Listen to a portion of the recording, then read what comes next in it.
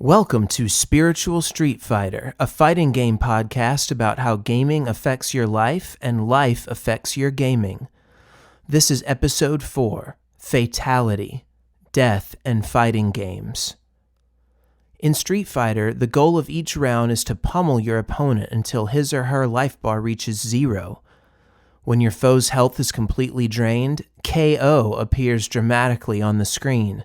At the conclusion of Mortal Kombat games, the character's demise is, putting it mildly, less euphemistic. But what about when fighting game players die? Earlier this year, Chicago legend Ari Flo Weintraub tragically passed away, with some of his closest FGC friends by his side. Not long after, Marvel vs. Capcom 2 legend Mix-Up joined him in the great beyond. Admirers recalled watching their matches in awe and how much they learned from studying their play. More importantly, friends reminisced about laughter and human connection, the proverbial good times. These are just two of many prominent fighting game competitors who have left us too soon, and that's not to mention many lesser-known local and online players who've left both their Okizeme rivals and their loved ones reeling in the wakes of their no less meaningful deaths. Hopefully, you've been blessed enough not to lose any fighting game friends, or anyone else for that matter. Sadly, though, if you keep playing and keep living, you will, and the final fatality you experience will be your own. On some level, we all know this. Some think about it more than others. Some repress all thoughts of our inevitable fates as fertilizer or ash, whereas others, like me, tend to dwell on it, driven mad by the ticking time bomb of nothingness. Freud famously argued that everything we do in life is subconsciously motivated by our sex drive, but others have suggested that it's actually lurking death that propels everything, even our greatest aspirations to impact the world. Given that sex is for procreation, whether we like it or not, and given that procreation is the ultimate posthumous legacy, maybe those two ideas aren't even so far removed. If we're all on the ultimate clock, why do we spend so much of our precious, limited time playing fighting games of all things? If you haven't already asked yourself that question, you should. It's one I've wrestled with for years, and as a matter of fact, my answer prompted a full decade-long break from all gaming. But this same search for meaning also sparked my return to competition in the fall of 2022. Short of becoming the next Umahara, I've struggled to imagine having a sizable impact on the world by playing fighting games. And upon consideration, has even Umahara or Armada changed the world for the better a tiny fraction as much as your average quality doctor or teacher? To be honest, I'm not sure. Such things are impossible to quantify. But as I detailed in my previous essay about ways to be of service in the FGC, sometimes we touch more people more deeply than we realize, especially if we keep a keen eye out for opportunities to do so. It's safe to say that they've both given plenty to the world. It's also understandable to continue to question the ultimate meaning and utility of playing fighting games as a primary life pursuit, a question Umahara himself has admitted to asking over the years. Life is short, and I've always endured a perhaps unhealthily fierce drive to leave a legacy. When I'm in an egotistical, insecure place, that urge is all about proving myself to be a special and important person. When I approach my aspirations from a spiritual and positive place, my striving centers on becoming the best human I can be to make the world a better place, whatever that looks like. When I stopped playing fighting games for 10 years, the second time, I was 27, basically unemployed, and just beginning recovery from drug and alcohol addiction. I'd enjoyed a beautiful upbringing and lots of opportunity, but I just hadn't been able to put my life together. I'd spent thousands of hours over the previous few years playing Street Fighter, and while I'd reached a fairly high level, I was too scared to fully dedicate myself to the training and travel necessary to be truly elite. And some of that hesitation was for an understandable reason. Something in my soul told me that there was no way playing video games was the best thing I could do with my life. So I played for hours per day, week after week, waiting for my true calling to present itself, all the while riding the fence and not truly committing to my mission as a competitive gamer. That said, my love for fighting games never wavered an inch, so with my recovery needing full attention and my first real attempt at a career in music as priority number 2, it was only with great pain that I decided that there simply wasn't enough time for me to continue to pursue Street Fighter with even close to the passion and dedication that makes it fun for me. Although I sometimes regret and grieve that decade of lost play, that decision, in hindsight, was the correct one. By 2022, though, everything had changed. Since I'd stepped away in 2012, my life had become unrecognizable in ways both positive and tragic. I was still clean and sober, enjoyed a solid and growing career, and was, at least by my standards, mentally stable. But I was grieving the loss of both my best friend and my mother, who passed away in completely unrelated circumstances just 3 weeks apart. My days were gray, and even music felt like a chore, which is almost never the case for me. Then, in a twist of fate, I happened to see the Facebook post of an old FGC friend. He mentioned that EVO was taking place that day.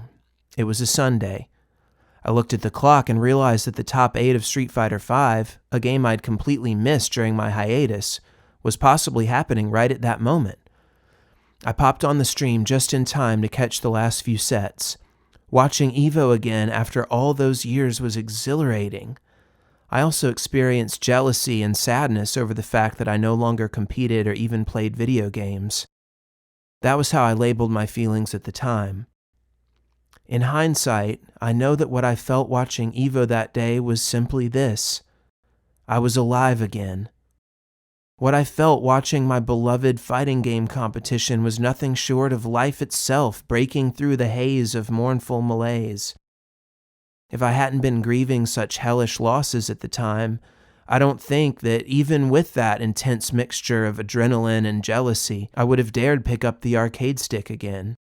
But grief was just the excuse I needed to say, fuck it, I don't care if it's the best use of my time. I'm playing fighting games again. Ironically, it was death itself that brought me back to the fighting game community. I have one more story about death to share. In the early years of Street Fighter IV lived a Rose player named SK22222. It just rolls off the tongue, doesn't it? He was one of the best Rose players in America, and along with Filipino Man, showed the country what Rose could do and that she was viable. I played him frequently online and one day realized that he, like me, lived in New York City. We met up for a team tournament. I'd previously been too insecure to seek out a serious team tournament partner, but something about SK was different. We were a perfect match. Outside the game, he was a wonderful teammate. Humble and kind, intensely competitive, but always supportive. He was exactly what I needed. Inside the game, we were both high-level players with strangely similar gamer tags, not proven enough to be in the NYC inner circle, but hungry to make a mark. In our first tournament together, we did, devastating our foes all the way to winners finals before losing 2 competitive games to Sanford Kelly. We only got to play a couple of team events together before schedules got in the way, and then he died. SK222's real name was Joshua Colon. Joshua Colon suffered from epilepsy, and one day he had a seizure, hit his head on the floor, and died. To make the story unbearably tragic, I heard that both of his parents were seeing impaired and that he was their primary caretaker. Even though I hadn't known him for too long and we were not yet close on most levels, I felt a strong connection with Joshua, so I attended his funeral. I told his weeping mother how his sensitive soul had moved me profoundly. I made sure she understood that his magical Rose play had entertained and inspired thousands around the country. She was so grateful for Joshua's FGC friends and that he'd found a passion that brought him both joy and success. Several other New York players were there too, and after spending a while with his mother and his body, we stood outside together, smoked cigarettes, and went our separate ways. Joshua's death haunted me. Even though we'd only spent a handful of hours together in person, losing him affected me more than even some extended family members. His death made me want to live. His death made me want to live better. As the new year approached, I resolved to turn over a new leaf. I despised the way I'd been living for years, and I knew I needed to get sober and take major action toward my goals. I had to step out of the darkness and into the light. I'd do it for SK. For months that felt like decades, that didn't happen. My addiction and despair only increased for the first half of 2012. And that summer, I remembered the last December's wholehearted proclamation that this was going to be my year to really live. And yet there I was, even farther from the person I wanted to be. What a joke my goals had been. What a joke I had become. I strongly considered taking my own life. As fate would have it, God intervened, and after even more self-inflicted hell, I ended up getting sober that October.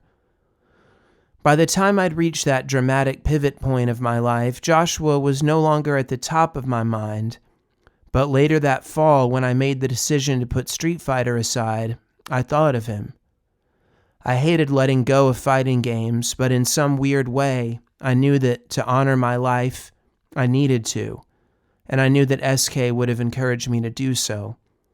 His death helped me to let go of fighting games, and his death and his life helped me to live again. Why do I spend so much time playing fighting games when I know that my days too are numbered? There are 3 reasons. 1, spiritually mature or not, is that I want to prove myself, show my stuff, and leave a mark. I was thrilled when my recent Third Strike clip went mega viral throughout the worldwide FGC. Maybe they'll remember me after all, I thought. I hope to collect some hardware this upcoming Jazzy Circuit season. I'll do my best. The second reason is, dare I say, the friends we make along the way. I have very little in common with plenty of FGC members, but some of them I do. And regardless of how much we have in common, that special bond we feel through our shared passion, knowing that each of us understands and appreciates the heat of battle in ways non-competitors never will, can create some powerful connections. I hope that playing me, watching me compete, or listening to Spiritual Street Fighter has brought a few of you a little bit of joy. It sure has me. The final reason is the simplest. Even though, whether it's in a few decades or a few hours, I am going to die and will have no more hours to spend, I choose to give my time to fighting games because I love them. You don't have to play fighting games. For many years, I didn't, and I very well might step away again someday. There's much more to life than max damage combos and reversals. But today, I choose to play, and I play because I love it. Why do you?